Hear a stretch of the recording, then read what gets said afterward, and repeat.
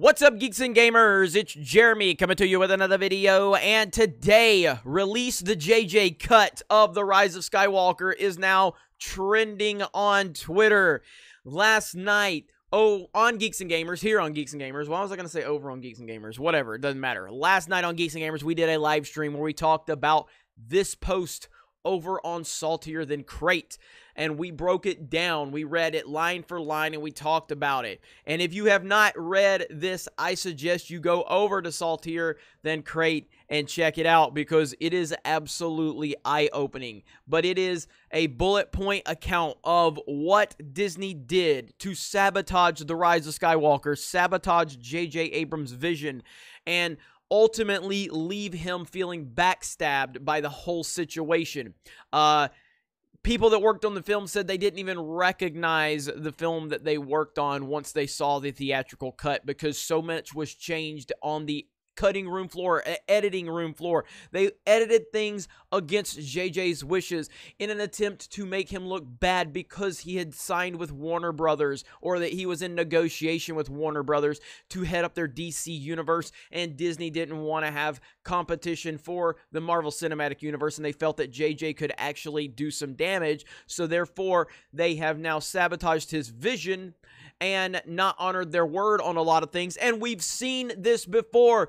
Kathleen Kennedy straight up lied to George Lucas's face about how they were going to manage things. We have seen this before. This is not the first time we have seen it, and we have proof that Kathleen Kennedy lied to George Lucas's face. So, to believe these rumors right here, it's not that far-fetched. Yes, it's a rumor. Nobody's saying it's 100% true. Nobody's confirming anything. What we're saying is, when you look at this from a logical standpoint, when you look at all of the pieces you have, when you take all the pieces of the puzzle and you start putting them together, it starts to look like a complete picture. So we will continue to find out. But this situation is so ridiculously beautiful because Disney has mismanaged all of this. This trilogy is a disaster. Kathleen Kennedy is a terrible leader. And now JJ, it looks like we're in like a release the Snyder cut situation right now with J.J. Abrams. And this also continues to give Doomcock more credit. Overlord DVD, he continues to get more credibility by all of the leaks that he dropped, all of the rumors that he dropped about different cuts of the film, a J.J. cut, a Kathleen Kennedy cut, a George Lucas cut, a Bob Iger cut. All of this is now pointing to Doomcock was not only right, but 100% right. And that is beautiful, because the Fandom Menace is always right. The Fandom Menace was right about this. We were ahead of the curve. And the more that continues to come out about this film, the more it becomes obvious. We also have John Boyega throwing bombs on Twitter about this stupid movie and the Reylo relationship. If you go into this, it even talks about how JJ was against the Reylo nonsense. It talks about so much of his vision was completely sabotaged. It is absolutely crazy what's going on here. So again, go over to Saltier Than Crate and check this out for yourself. There is so very much to this. It is hard to process everything that's in this. But I believe, and it's like JJ's first cut was 3 hours, 2 minutes long. There was one point in the... at one point, JJ was so frustrated, and the person says that they know JJ and they know how he works, and they said that at one point he was in the meeting room and he said, here it is, my source knows JJ well enough to know that he's not the yelling type, but apparently in a meeting he yelled something along the lines of, why don't you just put written and directed by Lucasfilm then? My source wasn't present for that exchange, but knows some who were. Bam!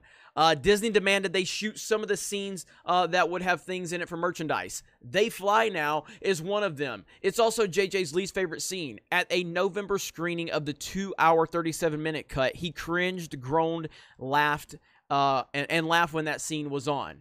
My source says JJ was most likely not joking when he said "you're right" in the interview where they asked him about the Rise of Skywalker criticism. There's so much here, ladies and gentlemen. And again, this is only the beginning. Only the beginning. Some of the comments here. This is going to go down as the worst managed franchise, as one of the worst managed franchise trilogies in film ever. It all just reeks of executive meddling, and from what we've seen lately, the actor discontent is just the tip of the iceberg. Yes, this is not going away anytime soon, ladies and gentlemen. We told you, we've been telling you for 2 years that this was a disaster, that Kathleen Kennedy had no idea what she's doing, that Disney had no idea, that Disney was not in this for Star Wars. They were in this for social justice propaganda. And now there was never a vision. We told you there was never a vision. When JJ made The Force Awakens, we sat there for 2 years wondering what was going to happen when Rey handed that lightsaber to Luke Skywalker, only to have Rian Johnson have Luke look at it, take it, and throw it over his shoulder, and then completely ignore everything that was set up in The Force Awakens, completely ignore everything that was in Return of the Jedi, completely not care about anything that was set after what was going on in these movies. It was a disaster. There was never any communication on any level. This trilogy will become infamous in time. There is going to be so much that comes out. This is only the beginning. I can't wait to hear all of the stories from people behind the scenes once the contracts are up, once they've moved on with their careers, once they feel more comfortable to speak out against Disney and their nonsense. I cannot wait. This is a beautiful thing. We continue to be exonerated every single day at the Fandom Menace. Every single day. It continues. It continues to show how far ahead of the curve we were and how far behind so many others were. There's also a point in here where they talk about that JJ was 100% against Reylo, but Disney specifically wanted to add Reylo.